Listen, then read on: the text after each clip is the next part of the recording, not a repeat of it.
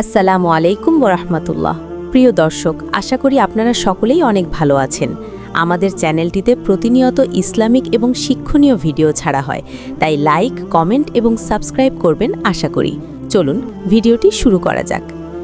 আসুন আজ আমরা ডুব দিই ইতিহাসের সেই অধ্যায়ে যেখানে স্বপ্ন সত্যি হয়েছিল, যেখানে ষড়যন্ত্রের জাল ছিঁড়ে বেরিয়ে এসেছিল এক ঐশ্বরিক আলো। এই কাহিনী ধৈর্য, বিশ্বস্ততা আর আল্লাহর সাহায্যের এক জীবন্ত দলিল। এ হলো আল্লাহর প্রিয় নবী হজরত ইউসুফ আলাইহি ওয়াসাল্লামের অবিশ্বাস্য জীবনের গল্প। কাহিনীটা শুরু হয় একটি স্বপ্ন দিয়ে। এক রাতে বালক ইউসুফ আলাইহি ওয়াসাল্লাম এক অদ্ভুত স্বপ্ন দেখলেন।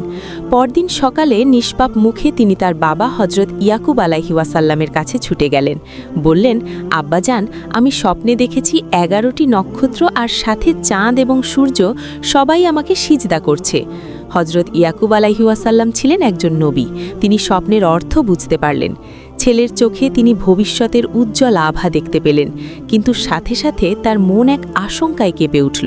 তিনি স্নেহভরে ইউসুফকে বললেন, আমার প্রিয় সন্তান, তোমার এই স্বপ্নের কথা ভুলেও তোমার ভাইদের বলো না, কারণ শয়তান মানুষের প্রকাশ্য শত্রু, আর হিংসা মানুষের অন্তরকে অন্ধ করে দেয়। কিন্তু যা ঘটার তা ঘটেই গেল। কথাটি কোনোভাবে পৌঁছে গেল বাকি 10 ভাইয়ের কানে। তাদের মনে যে হিংসার আগুন আগে থেকেই জ্বলছিল, তা যেন আরও দাউ দাউ করে জ্বলে উঠল। তারা একে অপরকে বলতে লাগলো, দেখেছ, আব্বাজান শুধু ইউসুফকেই ভালোবাসেন, আমাদের কোনো গুরুত্বই নেই। এভাবে চলতে থাকলে আমরা কোনো দিনও বাবার প্রিয় হতে পারবো না। আর সেদিন থেকেই বোনা হলো এক গভীর ষড়যন্ত্রের বীজ। তারা সিদ্ধান্ত নিল ইউসুফকে তাদের পথ থেকে সরিয়ে দিতে হবে। হয় তাকে হত্যা করা হবে, অথবা এমন কোনো দূর দেশে ফেলে আসা হবে যেখান থেকে সে আর কোনো দিনও ফিরে আসতে পারবে না। পরদিন তারা বাবার কাছে এসে একটি মিথ্যা আবদার করল।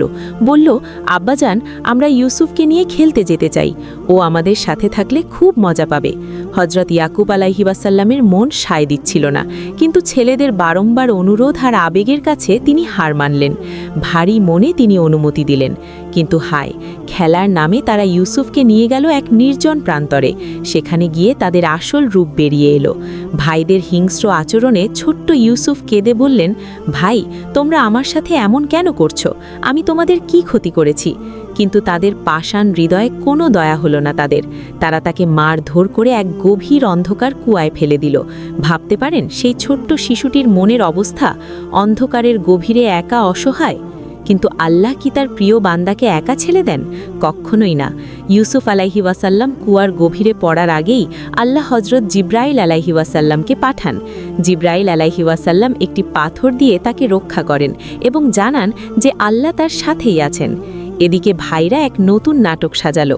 একটি ছাগল জবাই করে তার রক্ত ইউসুফ আলাইহি ওয়াসাল্লামের জামায় মাখিয়ে নিল। রাতে কাঁদতে কাঁদতে তারা বাবার কাছে ফিরে এলো। বলল, আব্বাজান, আমরা খেলার সময় ইউসুফকে রেখে একটু দূরে গিয়েছিলাম, আর এক নেকড়ে এসে তাকে খেয়ে ফেলেছে। এই দেখুন তার রক্তমাখা জামা। হজরত ইয়াকুব আলাইহি ওয়াসাল্লাম জামাটি হাতে নিয়ে দেখলেন তাতে কোনো ছেঁড়ার দাগ নেই। তিনি বুঝতে পারলেন এটি এক ভয়ঙ্কর মিথ্যাচার। তিনি দুঃখে ভেঙে পড়লেন, কিন্তু আল্লাহর উপর ভরসা হারালেন না। তিনি বললেন, আমি ধৈর্য ধরব, আর আল্লাহই আমার একমাত্র সাহায্যকারী। ইউসুফের শোকে কাঁদতে কাঁদতে তার চোখের জ্যোতি নিভে গিয়েছিল। অন্যদিকে কুয়ার গভীরে 2 দিন কেটে গেল। একদিন এক ব্যবসায়ী কাফেলা সেই পথ দিয়ে যাচ্ছিল।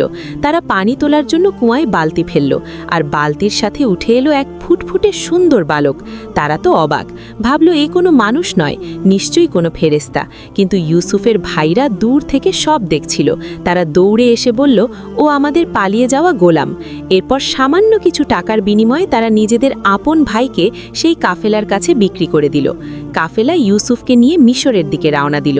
পথে একজন লোক তাকে চড় মারলে সাথে সাথে আল্লাহর গজব নেমে আসে।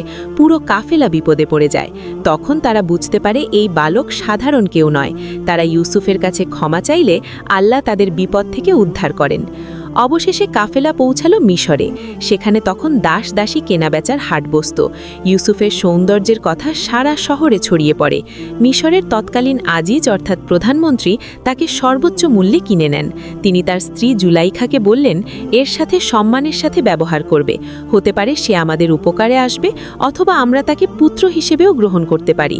জুলাইখা ছিলেন অত্যন্ত রূপবতী, কিন্তু হজরত ইউসুফ আলাইহি ওয়াসাল্লামের অকল্পনীয় সৌন্দর্য আর পবিত্র চরিত্র দেখে তিনি তার প্রতি অসৎভাবে আসক্ত হয়ে পড়েন। দিনের পর দিন তিনি ইউসুফের মনোযোগ আকর্ষণের চেষ্টা করতে লাগলেন, কিন্তু ইউসুফ আলাইহি ওয়াসাল্লাম ছিলেন পবিত্রতার মূর্তি প্রতীক। তিনি কখনো জুলাইখার দিকে চোখ তুলেও তাকাননি। 7 বছর কেটে গেল। জুলাইখার ধৈর্যচ্যুতি ঘটল। একদিন সে এক ভয়ঙ্কর পরিকল্পনা করল। সে 7টি দরজা বিশিষ্ট একটি বিশেষ কক্ষ তৈরি করালো। এরপর একদিন ইউসুফকে কৌশলে সেই 7ম কক্ষে নিয়ে গিয়ে ভেতর থেকে এক এক করে সব দরজা বন্ধ করে দিল। সে ইউসুফকে পাপাচারে লিপ্ত হওয়ার জন্য আহ্বান জানালো। হযরত ইউসুফ আলাইহি ওয়াসাল্লাম এই ভয়ঙ্কর পরিস্থিতি দেখে আল্লাহর কাছে আশ্রয় চাইলেন। তিনি বললেন, হে আল্লাহ, আমি এই জঘন্য কাজের চেয়েও কারাগারে থাকাও পছন্দ করি।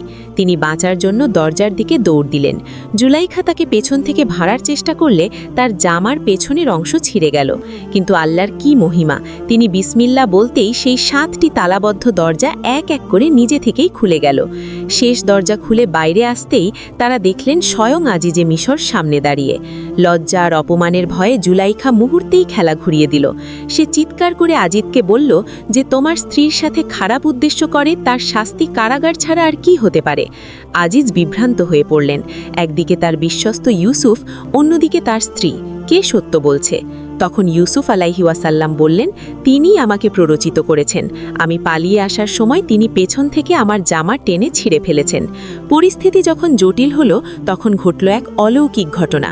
আজিজের পরিবারের এক শিশু, যে তখন দোলনায় শুয়েছিল, সে আল্লাহর হুকুমে কথা বলে উঠল।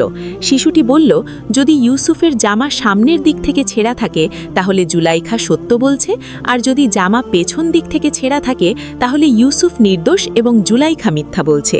সবাই দেখল জামাটি পেছন দিক থেকেই ছেঁড়া। সত্য প্রকাশ হয়ে গেল। আজিজ বুঝতে পারলেন যে এটি তার স্ত্রীরই একটি ষড়যন্ত্র। তিনি জুলাইখাকে ভৎসনা করলেন এবং ইউসুফকে বিষয়টি গোপন রাখতে বললেন। কিন্তু এই ঘটনা কি এখানেই থেমে যাবে, নাকি এই ষড়যন্ত্র ইউসুফকে ঠেলে দেবে আরও বড় কোনো পরীক্ষার দিকে? প্রিয় দর্শক, আজকের ভিডিওটি আপনাদের কেমন লেগেছে তা অবশ্যই কমেন্ট বক্সে লিখবেন। সকলেই ভালো থাকুন, সুস্থ থাকুন। আল্লাহ হাফিজ।